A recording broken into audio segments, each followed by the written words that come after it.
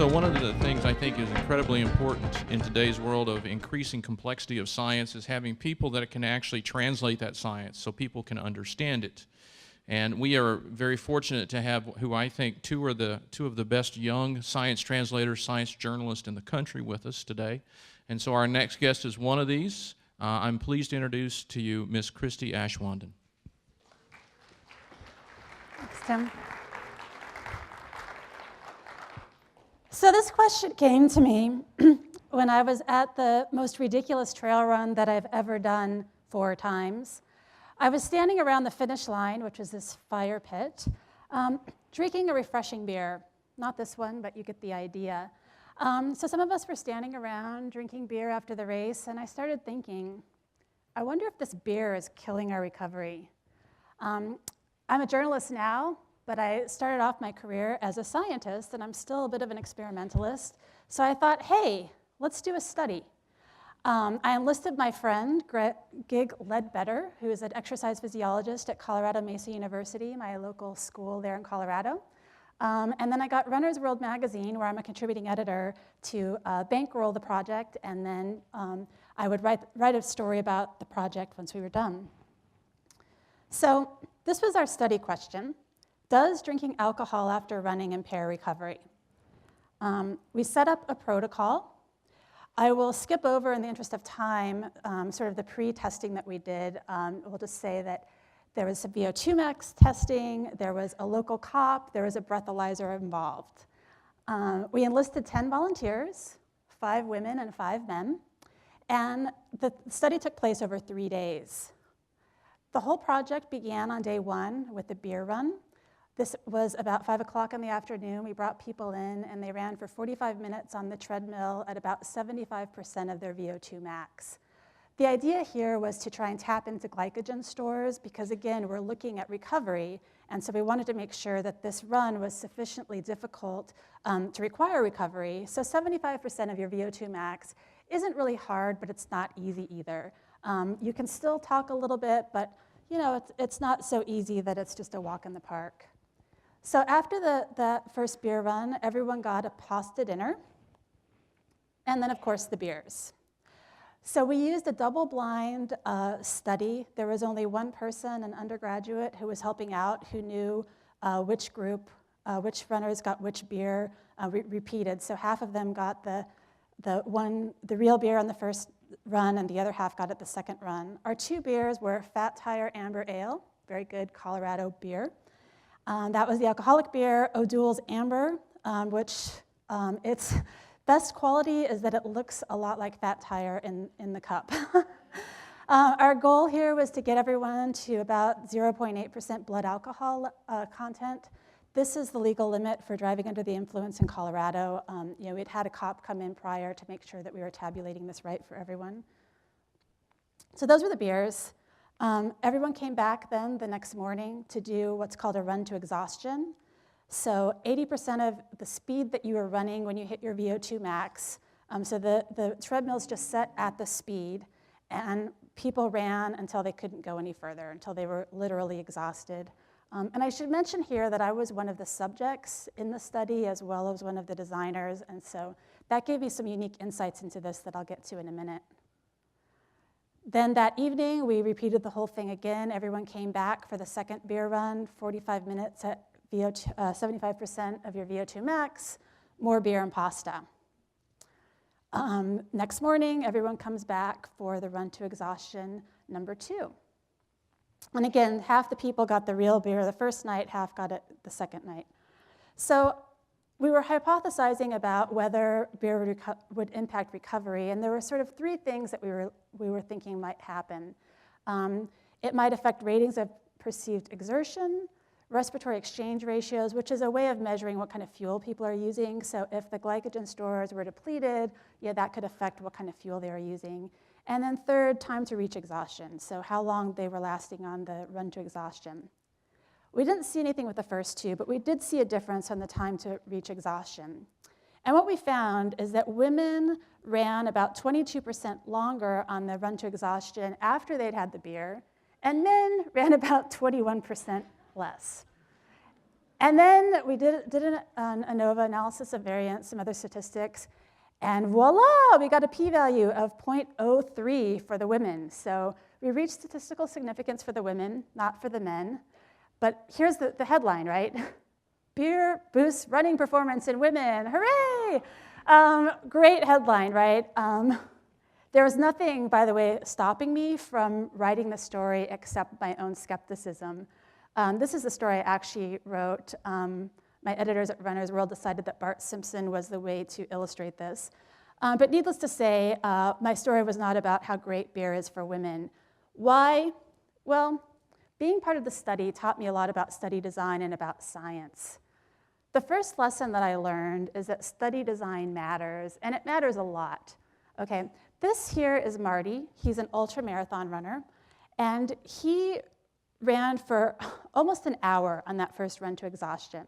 Now, that happened to be the run after he had had the non-alcoholic beer, and then the following morning, he came back and had to do this all again after drinking the alcoholic beer.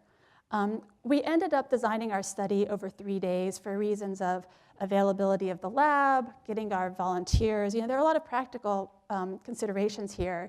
But at the end of the day, it's really hard to know, did Marty run less far on the second run to exhaustion because he was just tired because he ran really far on the first one, which was the day before, or was it something about the beer?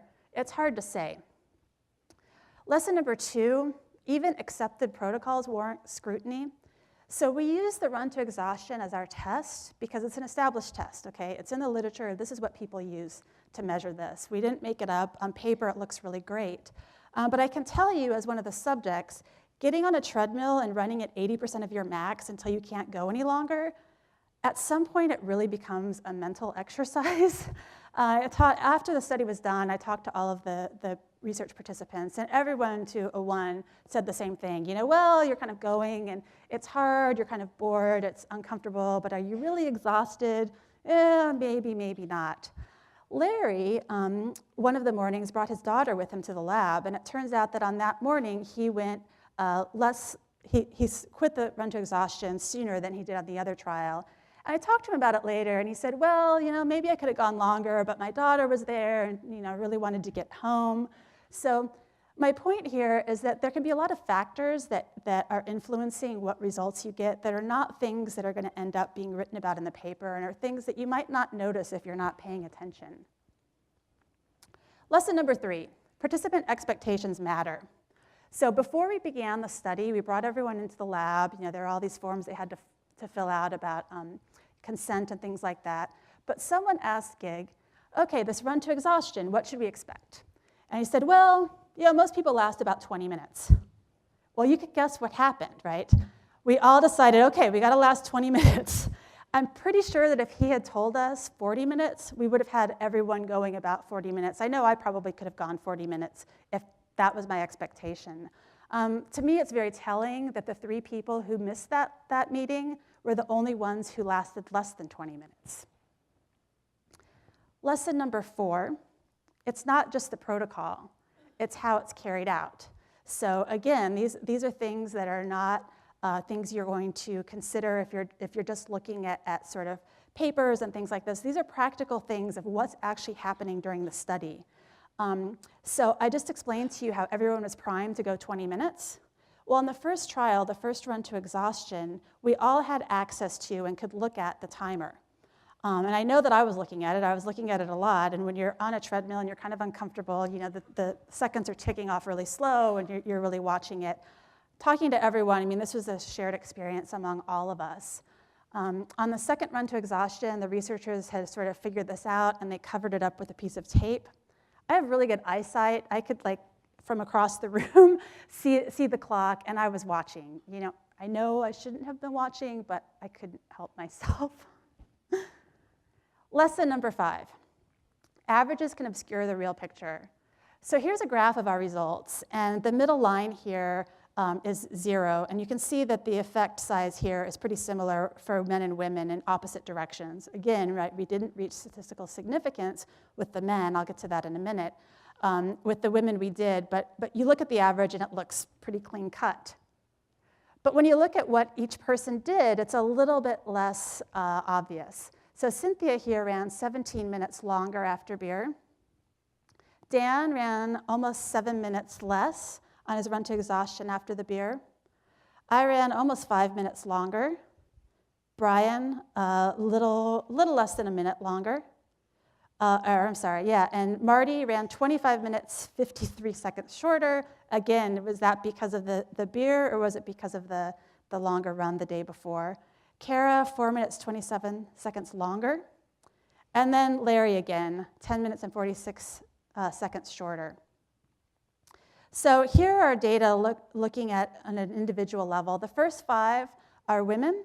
The second 5 are men. You can see they're going in opposite directions. Although overall, on an individual basis, we have more people who are doing worse after beer than better. Even though, remember, if we're looking at our p-value significant result, beer is great for women. When you look at it this way, it looks a little more scattered, right? I was thinking about this a little bit, and when I look at the data like this, I have to wonder, are we really seeing a pattern here, or are we just forcing a line through the data? And as I was thinking about this, I decided to do another little experiment. I took 10 coins, so 5 quarters and 5 Chilean pesos, sort of like our men and women, and I flipped them. Here's what I got. So I got 4 tails on the quarters, so we can call that the women. You know, this looks pretty convincing, like, wow, quarters really fall head side down. Oh, with the Chilean pesos, maybe it's not as clear cut. You could look at this, and it wouldn't be too hard to convince yourself that there was a real difference between the two, except that these are coins, and I know that there's probably no compelling reason for quarters to be different, right? Even if we have the p-value. And so this is lesson number 6. P-values don't measure the strength of the evidence. I want to repeat that. Their p-value does not tell you whether the hypothesis is true. This is really important to realize because it's really easy to find that p-value and decide everything's great, you know what's going on. P-value measures a very specific thing. This is kind of a busy slide, so I won't go into too much detail about it. But the p-value is really just looking at whether you could be expected to find that result just based entirely on chance. But what you really want to know is my hypothesis true? Does beer affect running recovery? And the p-value can't tell you that. You also have your priors. You know, how likely was it to begin with that this could be a real effect? What are the other kinds of evidence that you have? When you're evaluating the hypothesis, you have to take all of that evidence into consideration. And so that gets me to lesson number 7. Beware enthusiasm bias and just so stories. So I was totally primed to want to do this study to show that beer is great for runners. I mean, I'll be completely honest. I was really hoping that that's what it would show. Then we got this result. Beer, it's great for women. Like, what could be more great, right? I really, really, really wanted to tell that story. I wanted to write that story. I wanted to show it. I wanted the data to show it. But I'm not sure that that's really what happened here. And I think it's really important to take a step back and remember that just because a story is compelling, just because a hypothesis is really interesting, it doesn't make it true. So you have to be really careful. When I was in college, my anthropology professor had a term for this. It's used in science called just so stories. So these are the stories that you tell to explain your data that are just conjecture, okay? They're not things that you actually know. They're not things you can prove. It's your explanation for what you think you saw. So he called it just so stories. I think here in Texas, it's called bull honky. And so you have to be really careful to distinguish between your just so story and your data. And I realize I'm being a little harsh here, okay? It's absolutely okay to create this story, to think about, okay, what could explain what I found? That's totally okay. In fact, it's a good thing to do. Remember, you can't figure out whether your hypothesis is true based only on the p-value.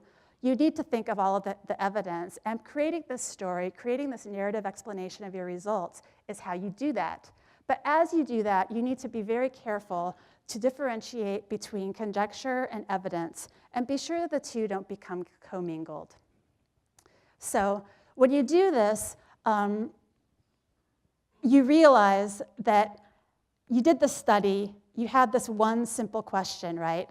All I wanted to know is, does beer influence recovery? We did the study that was designed the best that we could to answer it, and I still don't have an answer. I wish that I did. So I think my closing thought here is that it's important to realize that it's very difficult to definitively answer any question in science with a single study, and that's okay. So there's a reason that every good paper has the phrase, more research is needed or more studies are needed. That's a good thing. That's honest, okay? We need to keep that in mind. And then finally, I would say that the time to involve a statistician in your study is not at the end when you have the results and you say, oh, go run this through your statistics program and tell me what you find, but please say the p-value is less than 0.05. No, the statistician should be involved from the very get-go. A statistician can help you design the best study that you can to ensure that you have the best chance of answering that question. So my time's up here, but I'll just say you may be wondering, okay, so what do you think now? And the answer is, I don't know if it impairs recovery or not, but I know that a cold beer after a hot run, drinking with friends is really refreshing and nice, so cheers.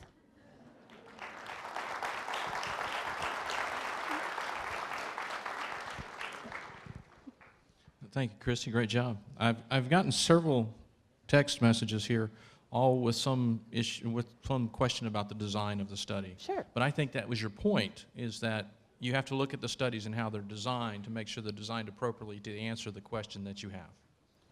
That's correct. Yeah, that's absolutely correct. So the study design is really one of the most important factors of the whole study, and it's something as a journalist, that's the first thing I look at when I'm looking at a study.